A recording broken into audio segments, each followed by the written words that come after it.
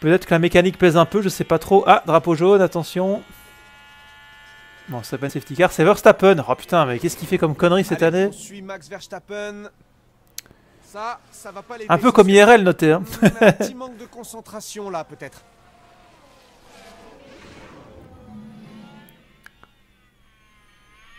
Bon alors, brièvement, je réagis un petit peu à ce qui s'est passé à Mexico, même si pour moi, là, ça se passe de commentaires, mais bon.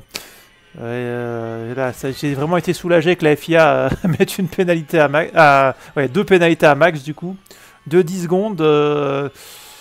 Alors, il y en a qui disent que c'est sévère. Moi, je trouve pas. Hein. Pour être honnête, j'ai rarement vu... Enfin, dans la Formule 1 que moi, je connaissais, tu pouvais pas faire sciemment une manœuvre pour sortir un autre pilote et t'en tirer à bon compte. Avant, tu prenais un stop and go pour ça. Hein. Stop and go, c'était énorme parce que tu passais par les stands, tu t'arrêtais 10 secondes, t'avais pas le droit de toucher à la voiture, rien du tout, fallait attendre, et puis si tu voulais éventuellement faire un arrêt au stand, fallait repasser après dans un autre arrêt au stand, quoi. Donc c'était quand même très très sévère, tu perdais facilement 30-40 secondes à stop and go, c'était très violent, quoi. Et on sanctionnait des trucs moins graves que ça, quoi, parce que l'air de rien, Max... c'est des petits attentats qu'il fait à chaque fois sur Norris. Alors Lando le voit venir et du coup, ben oui, il sort avec. Mais bon, des fois c'est chaud quand même. Hein. Ça c'est même, je pense que les pneus sont légèrement touchés. Et à l'action là où ben, Max il doit éviter Sainz et c'est pour ça à mon avis qu'il se fait un peu baiser. Hein. C'est parce qu'il y a Sainz devant. Et du coup, il a pas la corde comme il veut, quoi. Mais bon, ouais, il manque d'empaler Sainz et ça manque aussi pas loin de toucher Lando. Après, on sait pas ce qui peut se passer. Hein. Moi, je suis pas d'accord avec cette manière de courir. Pour moi, c'est pas normal si tu forces un pilote à quitter la piste, que l'autre pilote, il était legit, c'est-à-dire une manœuvre propre et tout. Pour moi, c'est même pas une question d'être d'être le premier à la corde. Hein. Y a juste que tu peux pas diver et sortir quelqu'un dans la foulée, quoi. Voilà, moi, c'est ça le truc. Donc il faudrait mettre une règle plutôt dans ce sens-là, selon moi. Alors je trouve qu'il y a une extrême tolérance, que ce soit de la part de la FIA, des autres équipes, des autres pilotes, des spectateurs, des journalistes, tout le monde finalement est assez d'accord avec cette manière de courir. Enfin,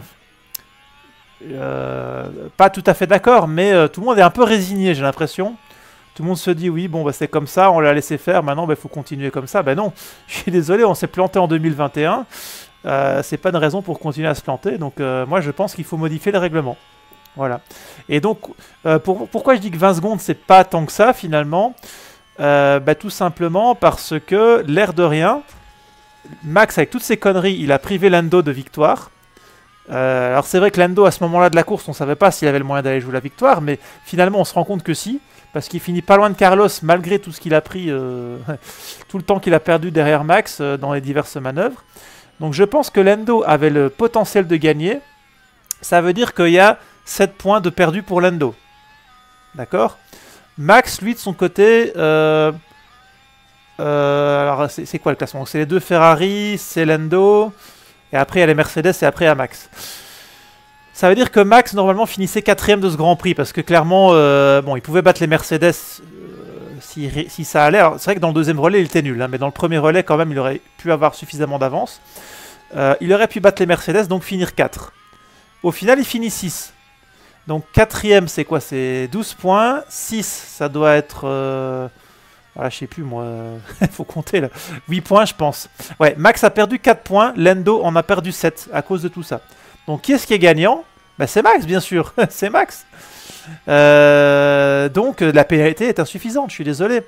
Alors après on va dire qu'il faut pas juger les conséquences et tout. Oui, ok. Alors si vous voulez ne pas juger les conséquences, mettez des pénalités vraiment dissuasives. C'est-à-dire tu mets une pénalité pour que les gens, dans le doute, ils essayent plus, quoi. Voilà, tu mets vraiment...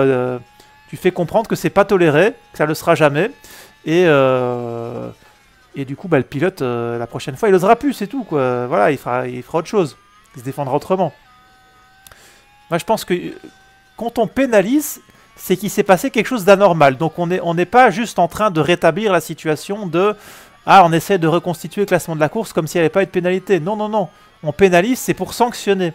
Et sanctionner, ça veut dire on fait subir un préjudice de sanction qui est plus fort que le gain qui a pu être tiré, direct ou indirect, quoi.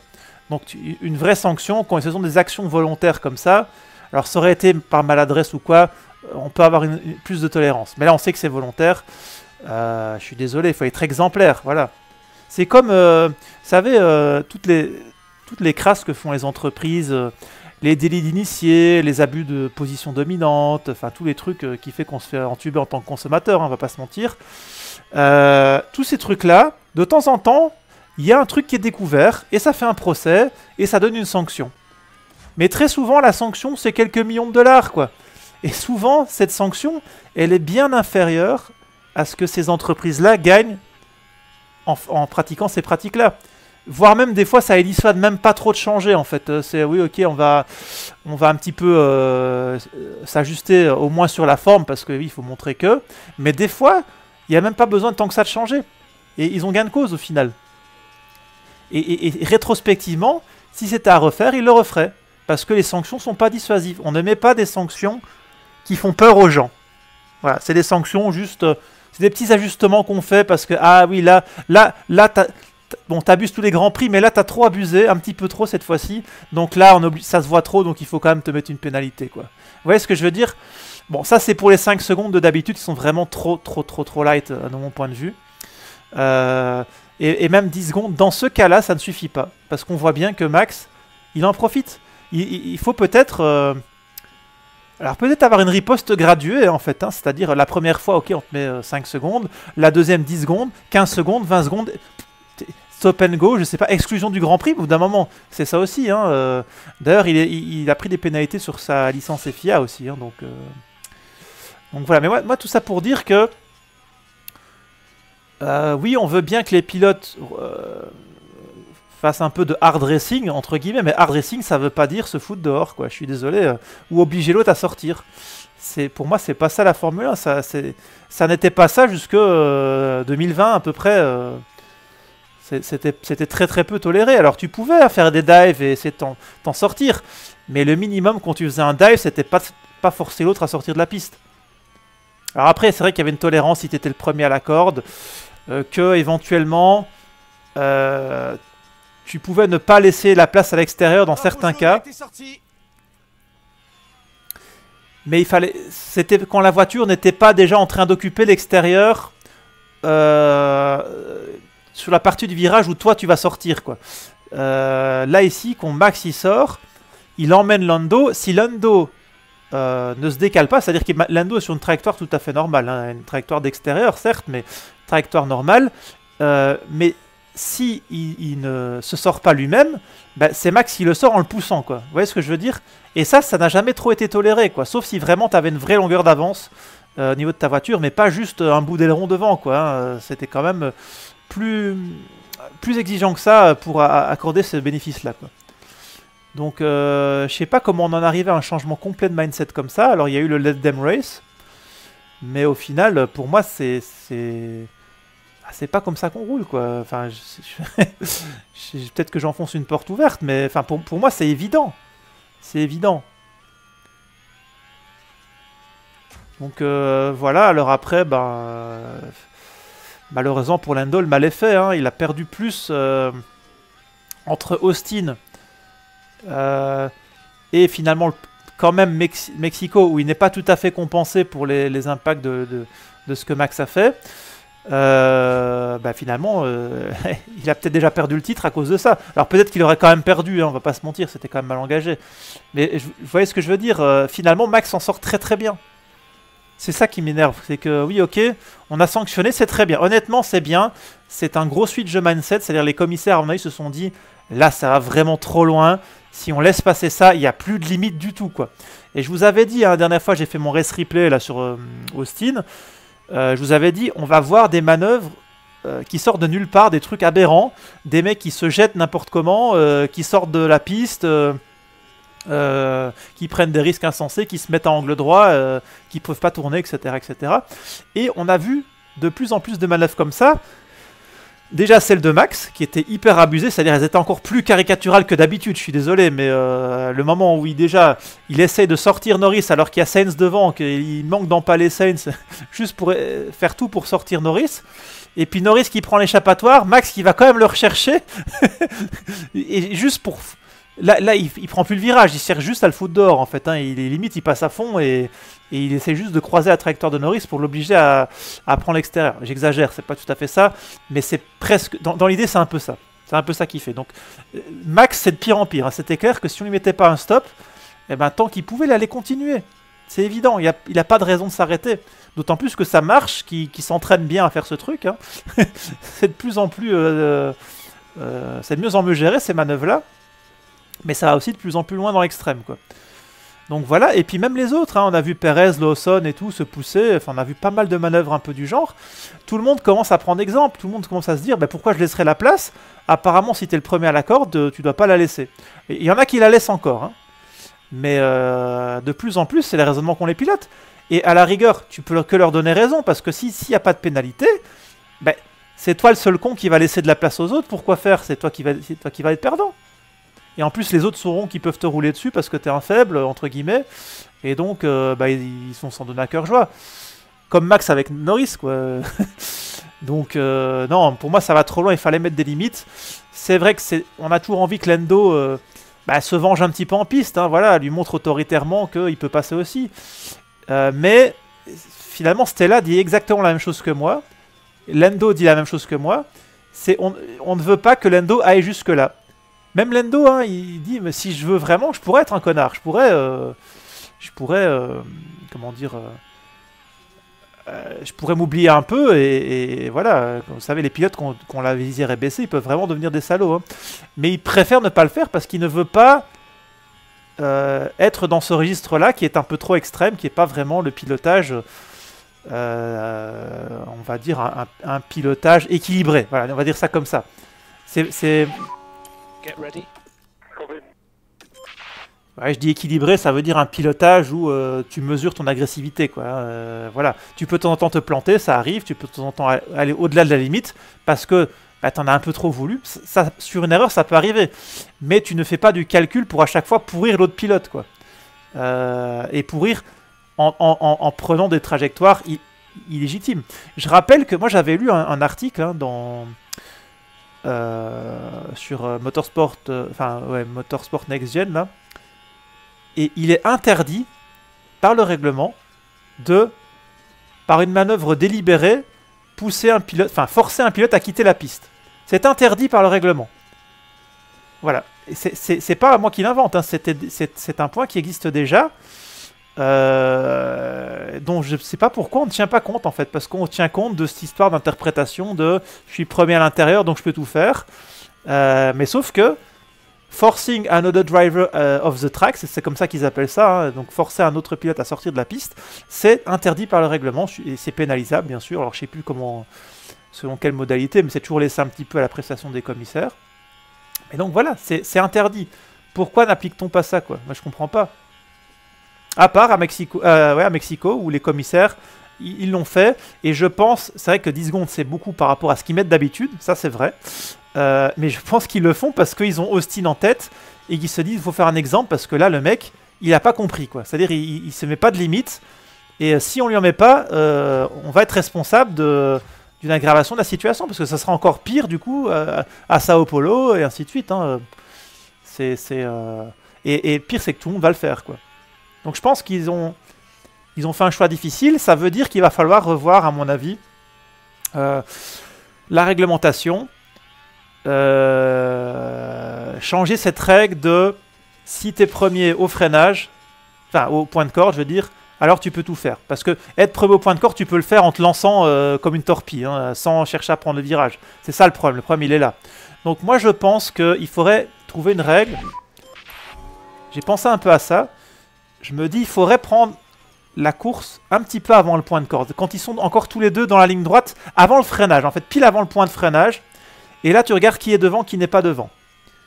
Si le pilote à l'intérieur est devant au point de freinage et qu'il est aussi devant au point de corde et qu'il prend le virage, il n'y a pas de souci. Même s'il ne prend pas le virage, à la rigueur, tu lui accordes le bénéfice du doute parce qu'il était déjà avant le point de freinage. Là, tu peux avoir plus de tolérance.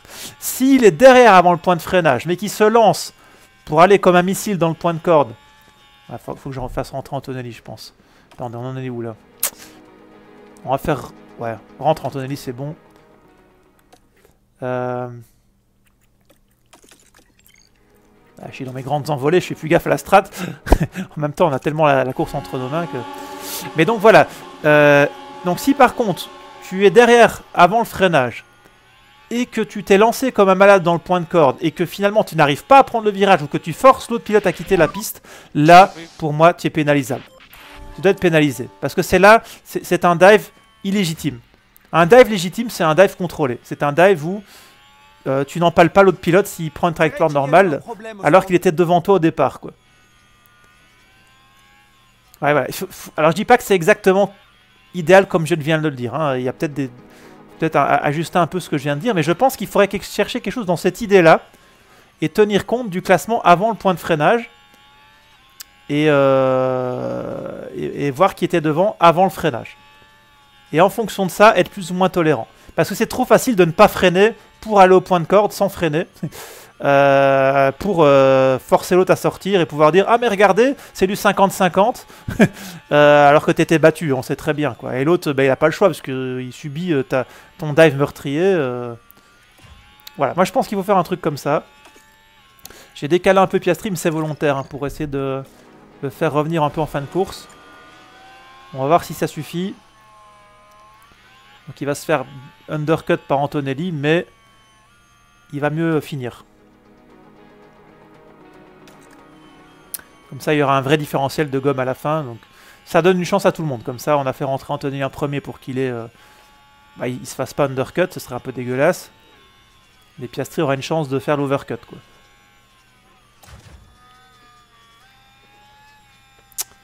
Voilà, c'est mon avis.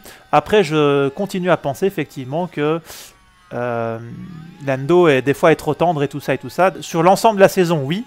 Sur les 2 derniers Grands Prix, c'est pas lui. Honnêtement, lui, il fait que se dire je reste droit dans mes bottes, je veux pas me mouiller là-dedans parce que après c'est très facile. Hein. Si Lando commence à surenchérir là-dedans, ben, en fait, il devient complice, enfin il devient belligérant contre l'autre. Donc au final, c'est juste 2 pilotes qui se mettent sur la gueule.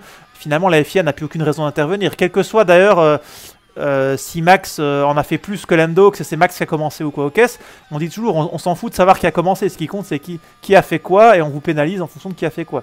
Ben là, si les deux sont responsables, il y aura plus, y aura plus de pilotes respectueux du règlement et de pilotes non respectueux. Ce sera juste deux enfoirés qui se mettent sur la gueule. Un qui le fait parce que c'est un connard et l'autre qui le fait parce qu'il se venge, quoi. Mais tout le monde s'en fout. Les deux seront à égalité. Alors que là, quand même, bah, il garde la vertu un peu pour lui, quand même. Hein. Il dit, moi, ok, j'ai pas... certes, je suis pas en tête du championnat, ça c'est dommage. Mais je n'ai pas utilisé ces armes-là. Voilà, il peut continuer à le dire. Il s'est pas sali, on va dire. Voilà. Et il y aura d'autres occasions de se salir différemment. Je pense qu'il faut pas chercher à se salir, il faut chercher à devenir plus affûté, plus fin dans le... Enfin, plus incisif, voilà. Il faut devenir plus incisif et pas plus sale. C'est ça la différence.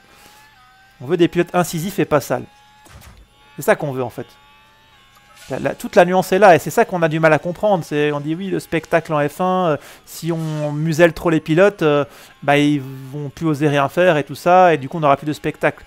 Il faut des pilotes incisifs, il faut leur donner des règles du jeu claires. Et voilà, dans ces circonstances-là, tu peux faire ci ou ça. Et si tu te plantes et que tu rends la position parce que tu t'es planté, ok, on a une tolérance, quoi, tu vois. Alors évidemment, fais pas un strike sur l'autre, parce que si tu fais un strike sur l'autre, on devra te pénaliser pour compenser un petit peu. Mais si t'as fait un dive, t'as pris la position en sortant de la piste parce que t'as mal calculé ton freinage, ça arrive, c'est pas ça qu'on veut sanctionner. Tu rends la position dans ce cas-là et on n'en parle plus, il n'y aura pas de... Voilà. Et après tu peux recommencer ta manœuvre, tu pourras réessayer. Il n'y a pas de problème. Le but c'est pas de sanctionner pour sanctionner, évidemment. Le but c'est de dire il y a des choses qu'on tolère et d'autres qu'on tolère pas. Donc dans les règles du jeu, vous faites ce que vous voulez. Si c'est en dehors, vous êtes pénalisé. C'est tout, voilà. Le tout c'est d'arriver à définir les bonnes règles du jeu. Et Russell l'a dit, hein, il a dit, bon, je pense qu'il parle un peu au nom des discussions du GPDA, je savais pas trop quand est-ce qu'ils se réunissaient et tout, mais apparemment, ils ont dû se réunir.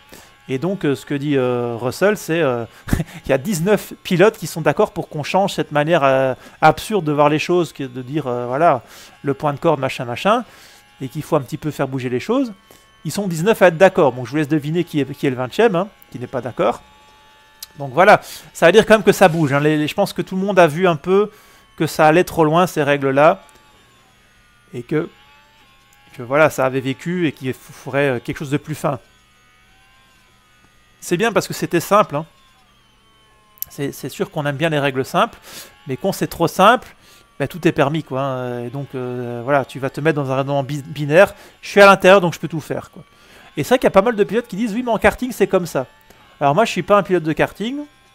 Je peux comprendre qu'en karting, il y ait jusqu'à un certain point un petit peu ça. Mais bon, en karting, les limites de piste et tout, c'est très différent. Les trucs tournent presque à angle droit. C'est pas vrai, hein, mais je veux dire, ce sont des angles de braquage qui n'ont pas grand-chose à voir avec ceux des Formule 1.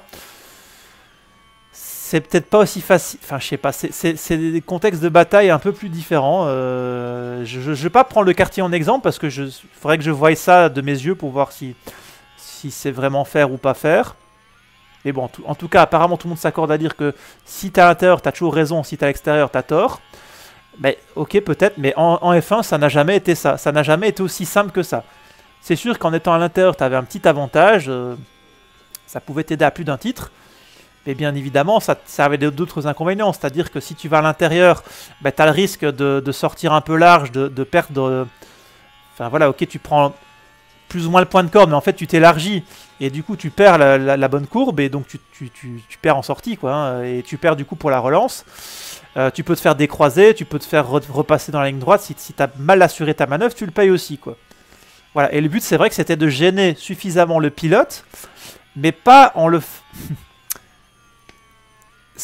pour gêner le pilote, il faut vraiment que ça se fasse au freinage. Il ne faut pas que ça se fasse au moment où le pilote a déjà commencé et déjà au moment où il doit tourner dans le virage, quoi. Si le pilote extérieur a déjà pris l'extérieur ou est déjà en train de vraiment tourner, c'est trop tard pour faire un vrai dive où vraiment tu le bloques et tu l'empêches de prendre son virage avec sa pleine vitesse, quoi.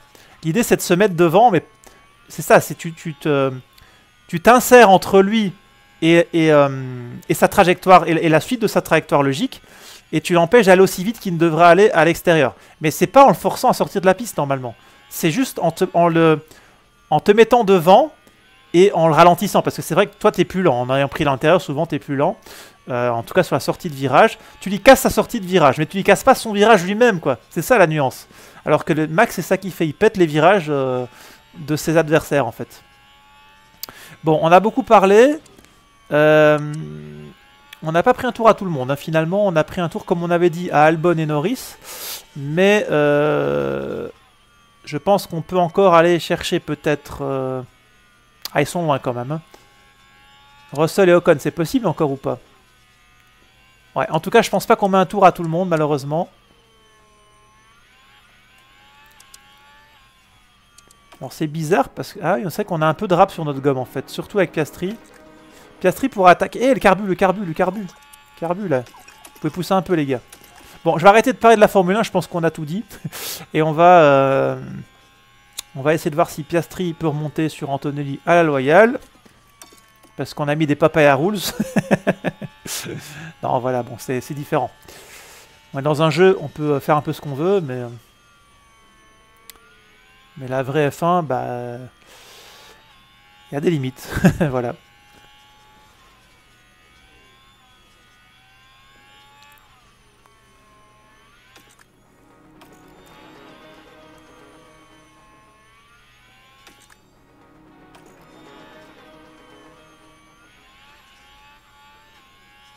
Alors là, j'aide Piastri à avoir son rythme de cible. Hein. J'essaye pas de lui donner des... on va dire un avantage pour doubler ou quoi aux caisses. J'essaie juste qu'il exploite sa gomme comme il se doit jusqu'à l'arrivée. Et là, ça revient vite sur Antonelli quand même. Et Leclerc qui n'est que 5ème. Et oui, j'avais pas fait gaffe avec ses problèmes mécaniques. C'est vrai que il finit pas si bien que ça, derrière Tsunoda. Et ses problèmes mécaniques se sont un petit peu aggravés. Mais c'est bien, ça nous a permis d'avoir un beau débat. Enfin, un débat. J'ai fait un débat tout seul. J'ai fait un monologue. Désolé les gars, je suis tout seul aussi. Mais c'est intéressant. Ça a permis vraiment de faire le tour de la question. Après, bah, n'hésitez pas, je pense que je posterai cette vidéo séparément, donc n'hésitez pas dans les commentaires à dire ce que vous en pensez.